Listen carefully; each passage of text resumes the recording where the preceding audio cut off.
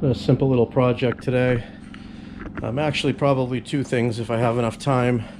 I've got these 2-inch, the 2-inch leveling kits for the front coil springs that raise the front of the truck up 2 inches that I'm trying to install, hopefully. And this stabilizer, this is a replacement I got online. I think it was a KYB brand. I don't remember what it was, but it was some fairly decent brand, even though it says made in China. But I noticed the stock or whatever stabilizer is down here now is, as you can see, soaking wet and leaking. So it's pretty much blown out. So we're gonna go ahead and change that out. So that'll be probably all in the same video. Let me open up the other side here. And these are them here. Basically, they just go right on top of the springs, and then these bolt up instead of the flat metal brackets that are up there now, and it raises it up about 2 inches in the front. Common thing. My white Dodge had the same ones, different company or whatever, but same idea. So I do have a spring compressor that I rented, coil spring compressor, and the plan is hopefully get those installed too. Forgot to start the camera. I just loosened this nut right here, and I'm gonna replace all this hardware, so I'm gonna whack that with a hammer to get that out of the drag link.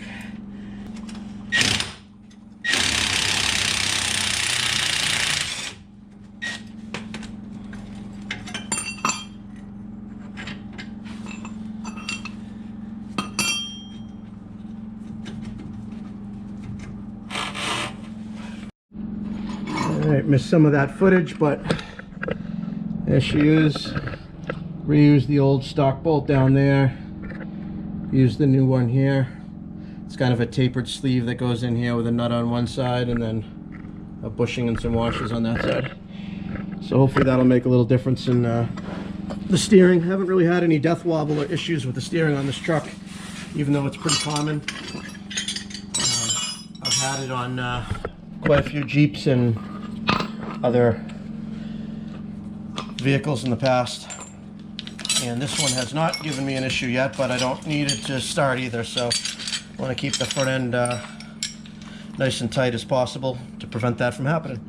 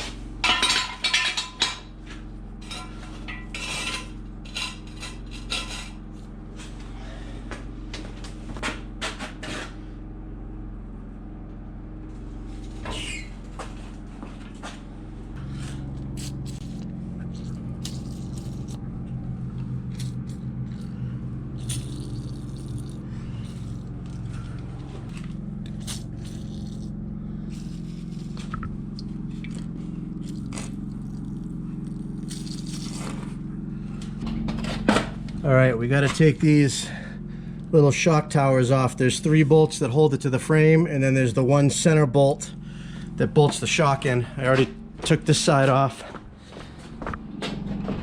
Let's go ahead and see if we can reach this one from up top. Yep, right down there.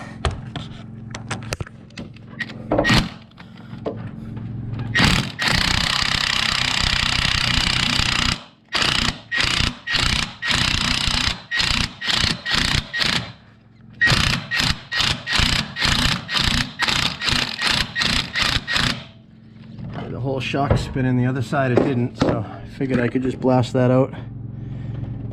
All right, let's get a pair of vice grips on there, or something to hold the shock.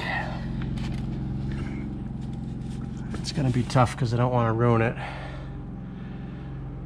Let's see what we can do. All right, I was able to just reverse the gun forward and backward, couple of times and that bolt came right off.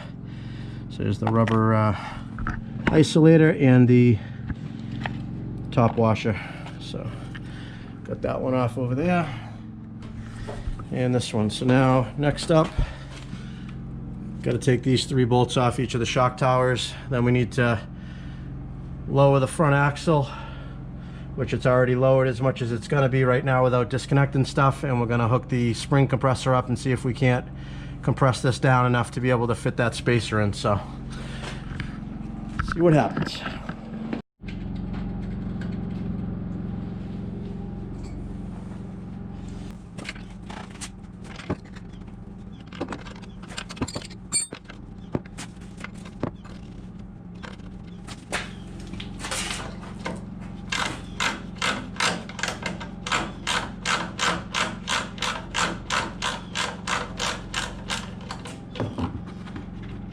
These 15mm nuts.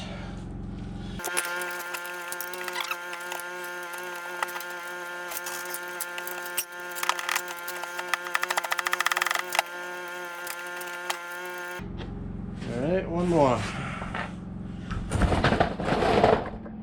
Hey, look at that, it's a lot easier to get from up top. Let me go ahead with a long extension and see if we can't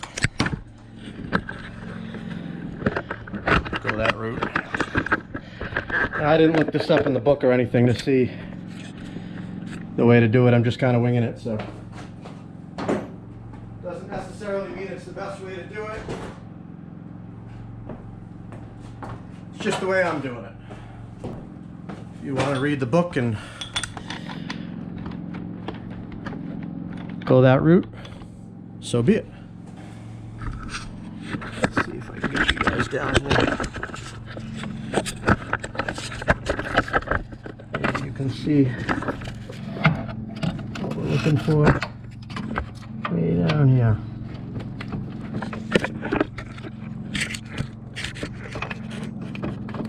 Don't know if you can see that or not, but it's on there. Just gonna have to take my word for it.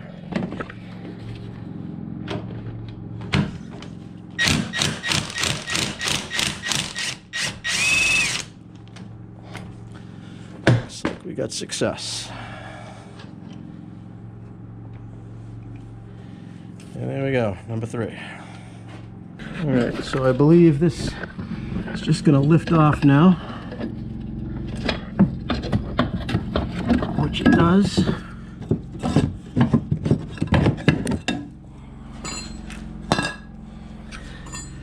And the shock should just be floating, which it is. I believe I need to take this shock out, get it out of the way. I shouldn't be able to compress it, or I should be able to compress it, but yeah, I'm gonna have to pull this shock out of the way. Let me see what's involved with that. All right, and we know that it's gonna be a loose nut on the other side of this, because there always is. Couldn't just be a captive nut to make this job easier.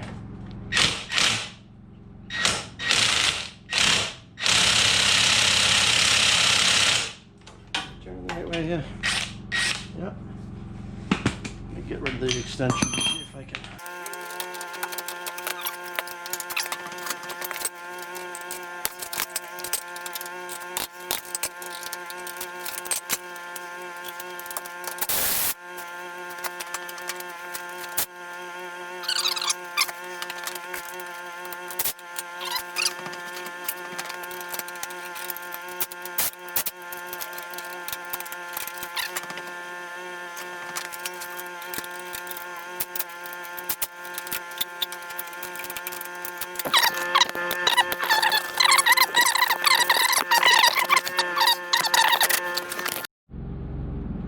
All right, so instead of fighting with that lower bolt, I was able to push the shock down just from the top. I used a long extension and pushed it and collapsed it all the way down.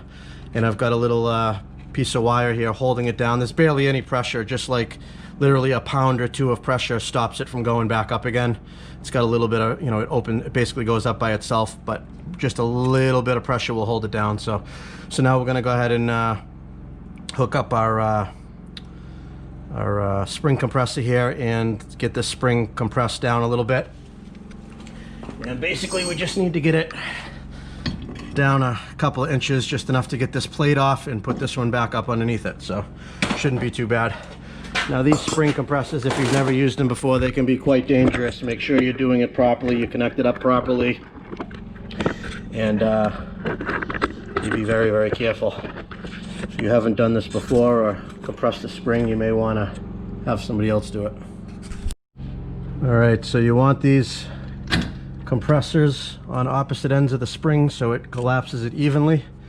You've got these little pins that slide over to protect these from popping off, and this is a brand new set. It's really connected on good.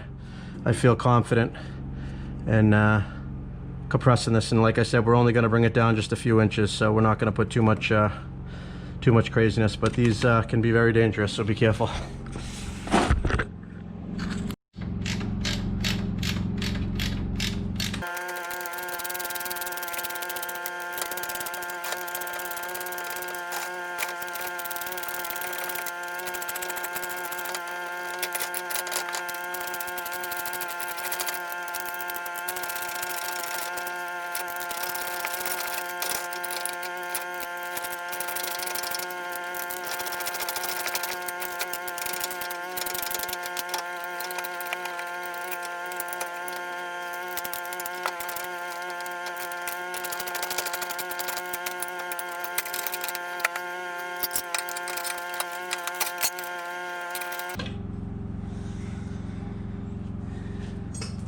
So basically this replaces this and goes above the spring. So we gotta compress that quite a bit more, or I gotta lower this axle to be able to get that in.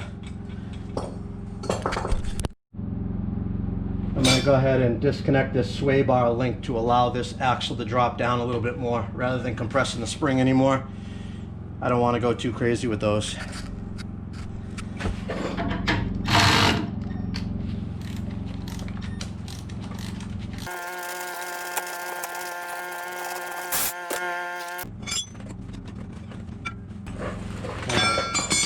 Now when I lower the jack, I think we can get this down more. There we go, nice.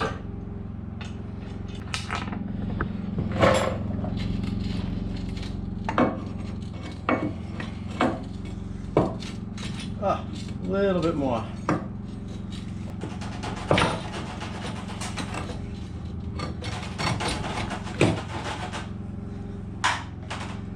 Boy, that's got to go down quite a bit.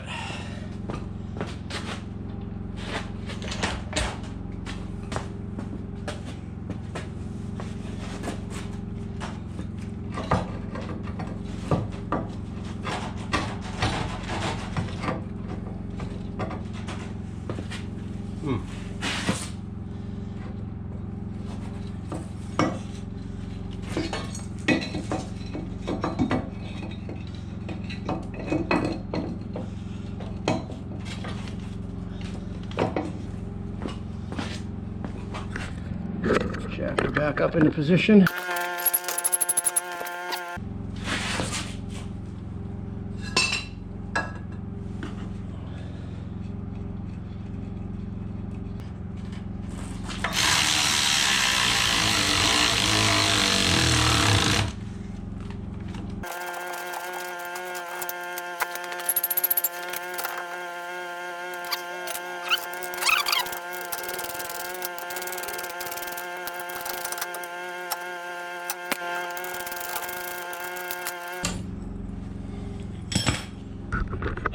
Alright guys, there we go. Just need to snug this bolt back up, tighten up these 3 bolts here, and then the top nut on the shock. Gotta tighten that down a little bit more. Put the wheel on, and this side's done.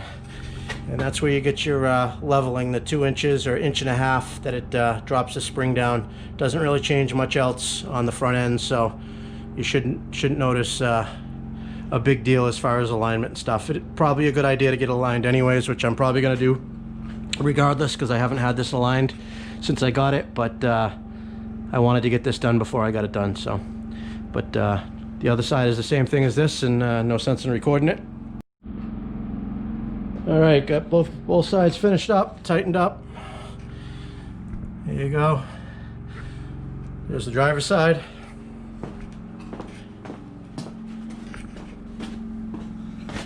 And here's the passenger side. This was a little tricky, kind of had to get a little bit of leverage. I stuck a board in here and pushed down on it, along with jacking that side up and disconnecting the sway bar link. Kind of a combination, but I was able to push it down just enough to get it in there. A little difficult to do by yourself, but not impossible. I'm gonna go ahead and give this thing a good greasing. All right guys, finished product. Truck is level. I don't know why they don't come from the factory like that. It should be that way. But as you can tell, it actually might even be a little bit low in the front still. So that just goes to show you how low it actually was compared to the back. Maybe not. Might just be the way it's parked. I would say that looks pretty level now. So that kit that you put in there, those that leveling kit for these Dodges, it's like 50 bucks on eBay. There's like probably 10 or 15 different manufacturers, some homebrew ones. Those are made by a company, so I think it's what does it say? It says right on it, Supreme Suspensions. I just wanted to get something with a name brand, so I know that, you know, the welds are going to be good quality and it's not something that's going to fall apart, as opposed to something that somebody made in their garage, you know.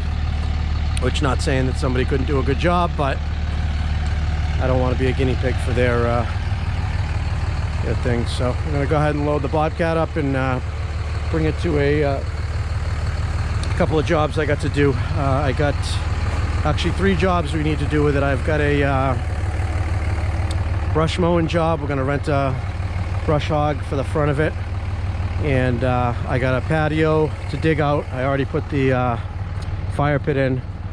It's a fire pit with a patio all in one, but it was getting towards the end of the season and they wanted to use the fire pit, so I went and installed that first. So we got that to do, and then I've got a stump on one of my mowing accounts. A tree basically fell over a couple years ago in the backyard, and we're going to see if we can't take the machine and dig the stump out. It's pretty good size, so I don't know if I'm going to be able to do it or not, but I'm going to give it a shot. So all right guys, hopefully you got something out of this video, and maybe it'll help somebody in the future. All right, have a good one guys.